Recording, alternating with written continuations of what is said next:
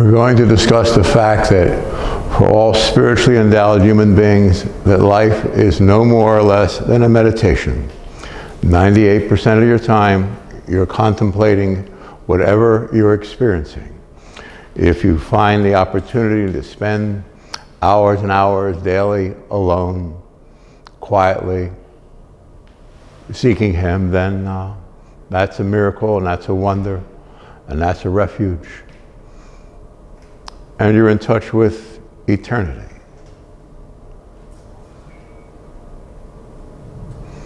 From the time you're 2 years old, you pray at the side of your bed, very humbly to God, and you're always looking for God. And then after 10, 20, 30, 40, 50 years, you're very close to God. And you realize that the more humble you are, the more you look for God quietly, the smaller you become, the more delicate, kinder, the more aware of everything. And the more aware you are, the more powerful you are. There's no weakness in spirituality. Only the spiritual understand this. There's weakness in the everyday seeking for this or that or prestige or even happiness. There's no happiness, there's no joy. There's no wonderment. There's no true love without this sense of divine wonder. You're in awe in eternity. And that eventually, like a rock in a stream, grinds you to a smoothness, like water itself. And the more you're grounded, the more you are. The less you live in the world, the more you are. Like St. Francis said, every time I go out into the world, I come back less a man. Makes sense. Every time he went to see his buddies in the ale house or whatever, 800 years ago in Italy, he was in Assisi, he realized being a war hero first, and then he just saw everything as it was. And he understood the corrupt conditions of the entire population, especially in the priesthood. So he set himself aside from the world. He could have had anything. His family had it, his dad had it, and he wanted nothing of the world. He just wanted to look at the wonder of God and nothing else. That's what the world doesn't get about us, about we who are spiritual. We don't want anything from you. We don't need anything from you. And we're nothing to ourselves. We don't need anything from ourselves. We don't have to make a stand. We don't have to sit still. We just have to become like that rock, grinding against the other rocks.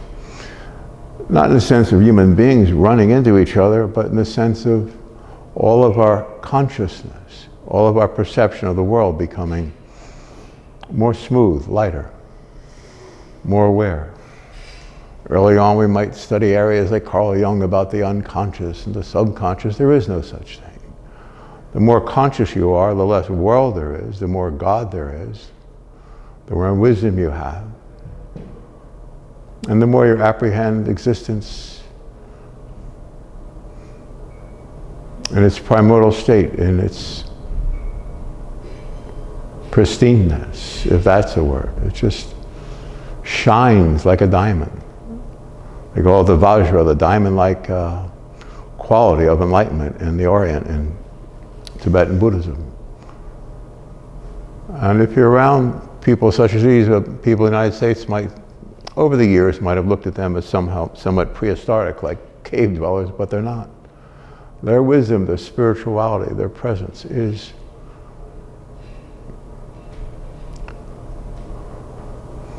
there are no words, because once you live this so fully, so completely, you're not here. The world never was, and you're that 2-year-old child with a monk's robe at 60 years old, and you're the same person, you're just more humble. And you're more aware you're praying to a God that you can never see, because God is always more humble than we can know, than we can see, than we can experience.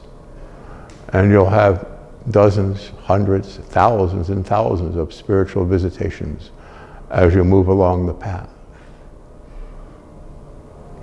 less frequented. When you're truly quiet, the whole world is a madhouse. At times it's maddening. And then you realize that's your temptation. There's this force called Satan, the dark force that empties its vial of stupidity on people around the world, and you go for it. And if you're utterly quiet and you don't even react to that force, then you're home free. In the Republic of Plato, 2,500 years ago, they called it shadows on the wall. This is an illumined being. Aristotle, Plato, Socrates, they were very, very wise men. They were sages.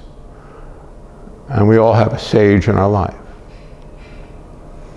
Like the wonderful Ingar here, or Tim, who lives a very rough street life, or my buddy Greg, who's a very, very wise human being, and yet his life seems to be filled with violence, which is not. He just teaches other people how to protect themselves. But there's a church-like quiet in that heart, in that heart, in that heart.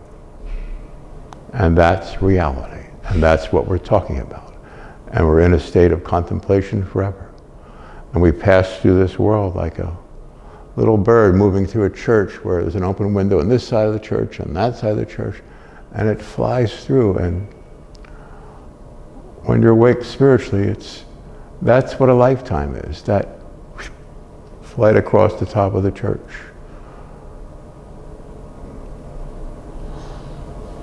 And in your mind, all you get from it is, oh, that's not the church. The open air outside forever, into eternity, into heaven, into God. Church from dawn to dawn. That's the church. That church is your own innate consciousness. It's your own purity, your own decency, your own humanity. You don't have to make a stand over anything, for anything, or walk away from anything. If you have wisdom, divine understanding, it all falls away from you. It can't attach itself to you the more you sit at the bedside.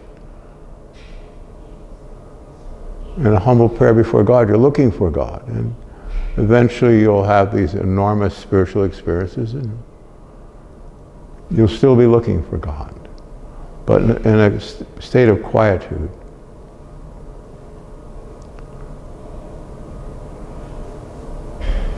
It's so decent, so pure, so wondrous. It's you. It's who we are. Before time was, before churches were, before names were named, before the world was, we were this simplicity, this purity. It's a consciousness that spread omnidirectionally. It spread throughout the universe. It's just a simplicity. And it's the humility of God. It's the humility of us. And we're there. It's not a weakness. Humility, not humiliation. People think, oh, I have to become nobody in the church. I have to become... No, you don't fight yourself to have less an ego. You appreciate more in a very quiet, humble way, but that's not weak. When Greg teaches his little children here martial arts, it's like there's so much innocence and purity, and he's not working with a 20-year-old that has to relieve himself of some of his violent intent. He's working with children that can understand that there are no hard surfaces, only soft. Hope this makes sense. Hope this makes you look at yourself in a different way and know there's nothing wrong with you. You have no enemies. In a sense, you have no friends. Of course, we love the pure hearts of those handful of people in our life that are truly heaven sent, because they're heaven sent. But beyond that, when you're in a state of quietude, it's very relaxing, very rewarding, and everything you need to know or understand will just drop in like beautiful little ornate basket filled with gifts. And you'll place it up on the altar with everything else. And it's just the sentiment of having been given a gift. And that's the joy of it. Just the sentiment of knowing there's a God.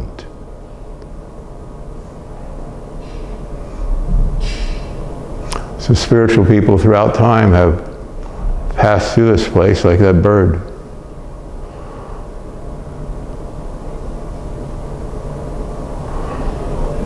The Buddha said that think of this life as a flash of lightning or a bubble in a stream. When you're very quiet, you'll see all your different lives and so forth. But even all your different lives, don't think about reincarnation. That's material too. You might have come here on a trajectory to be able to understand what this world is in order to be a teacher and communicate, to be an instrument of heaven.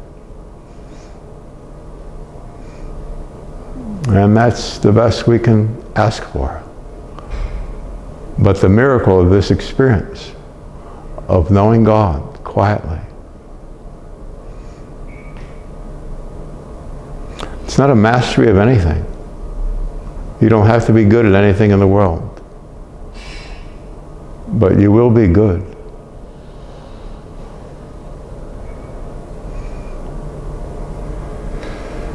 And you'll have gifts that the world cannot see. And that doesn't matter. The last few days at different times I'm walking with friends from the gym where we all work in, and all of a sudden they're spiritual and they say, oh, the world's not even here. Because they're feeling this spiritual thing, we're friends in a spiritual way. And then I explain how that's the whole world will end that way. The idea of Armageddon in the Bible, we're dealing with God. God doesn't need to show himself like Hollywood special effects to end the world. You believe in the world, that's what idol worship is. There are no idols. There are no winners or losers. There is no sense of time. Einstein proved it. Mystics have lived it. And we drop between time, between breaths, quietly, in our prayer at our bedside. We'll know him, the only God. And you, his very, very, very, very, very best friend. And we all know what that means. And when you're in rapture with that pleasantness, that friendship, the world means nothing to you. And they might attack you more heartily that day, that afternoon, and it won't matter. Because you will have seen him, you will have known him, you will have understood him. And you will abide with him forever. When we begin our meditation, that's the first thought. It's the end of our material life. Like the Buddha said, everything is devoid of inherent existence. Everything is an image.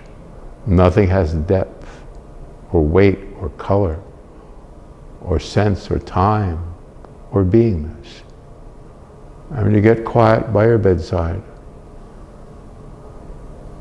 you go out in the world and they'll tell you this is real. You go back that night, well, is that real? No, you get a little more quiet, a little more humble, and that's gone. And next Saturday night, you had a wild night, oh, that meant nothing. St. Francis was right. One day you won't go home anymore. There'll be no bed, no hands to pray with.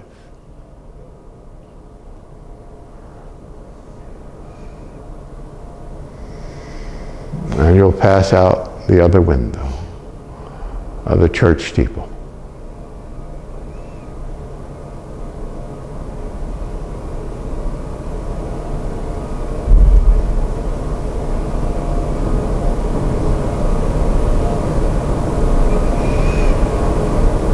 That's what's true. your heart, your decency, your soul. Nothing else out there should attract our attention. There's never been a detail or a circumstance in this world attractive enough to have attained God's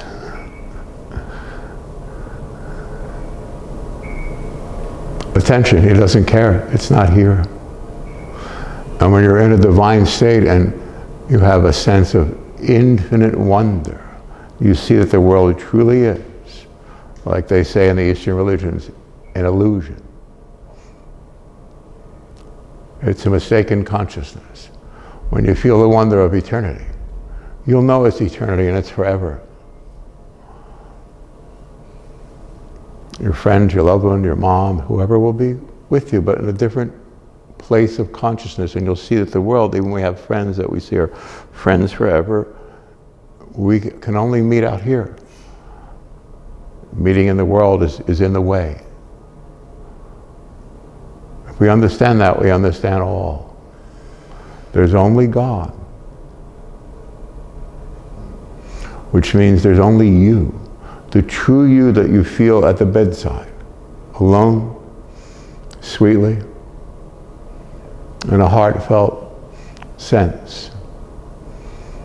You're loved, you're admired, you're cared for, you're decent, you're fulfilled, you're whole, you're real, you're eternal, you're ephemeral, yet powerful. All these qualities, and it's in a simple sense of what humanity would become if it gave up searching, wanting, needing, desiring, hurting, and thinking that there is anyone separate from you. There is not. Spirituality is a place where all quiet hearts meet, where time no longer is, nor circumstance, only peace and a heart-rending kindness that the wise still call God. And it's you, and it's me, and it's Him.